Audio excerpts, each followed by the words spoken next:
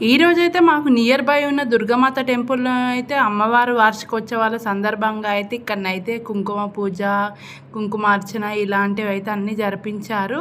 ఇంకా దాంతో పాటైతే అన్నదానం కూడా జరిపిర్రనమాట. అట్లా అని చెప్పైతే అన్నదానం కోసం అయితే ఇంకా నేనైతే వెళ్ళాను. చాలా రోజులైతే గ్యాప్ వచ్చింది కదా! మనం అన్నదానానికి వెళ్ళి అయితే. అందుకని చెప్పేసి అయితే వచ్చాను.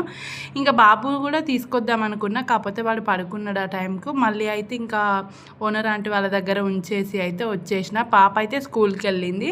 ఇంకా నేనైతే మంచిగా దేవుడి దగ్గరికి వెళ్ళి అయితే మొక్కుకున్నాను. అక్కడ ఇంకా తీర్థం అండ్ ప్రసాదం అయితే తీసుకున్నాను. బొట్టు పెట్టుకొని మొక్కేసుకొని ఇంకా బయటకు అయితే వచ్చిన. కాసేపటికి నేను వెళ్ళాక అయితే అన్నదానం అనేది అయితే స్టార్ట్ అయింది. ఫుల్ రష్ అయితే ఉంది. చాలానే వచ్చిర్రు మంది. ఎప్పుడు ఇంతగానం రాలేదనిపించింది నాకు. ఈసారి మాత్రం అయితే చాలామందే వచ్చిర్రు. ఇంకా అట్లా అని చెప్పి అయితే లైన్ అయితే కట్టినాం అన్నట్టు. అంతలోపు అయితే ఇంకా లైన్లో ఉండేసరికి అయితే ఇంకా పట్టుకొని తిన్న తర్వాత అయితే మంచిగా ఐటమ్స్ అయితే మంచిగా పెట్టిళ్ళు. సూపర్ ఉన్నాయి కర్రీలు కానీ అవన్నీ అయితే. ఇంకా నేను తినేసి అయితే నాకైతే తింటుంటే మా పిల్లలే గుర్తొచ్చుడు. ఎందుకంటే మా పాపకేమో పులిహోర అంటే ప్రాణం, మా చిన్నోడికంటే ప్రసాదం అంటే ఫుల్ ఇష్టం.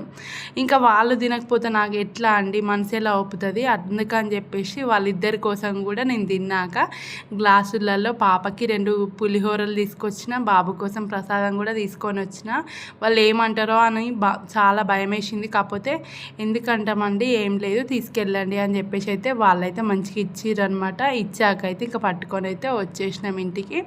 ఇక్కడ చూడండి క్యూ అయితే ఎంత పెద్దగా ఉందో. మరి వీడియో అయితే చూడండి తప్పకుండా ఎండ్ వరకు స్కిప్ చేయకుండా. అండ్ కొత్తగా చూస్తున్న వాళ్ళు ఎవరైనా ఉంటే మా ఛానల్ని సబ్స్క్రైబ్ చేసుకోండి. వీడియో కనుక నచ్చితే లైక్ ఇవ్వండి. బాయ్ బాయ్, ఉంటా మరి.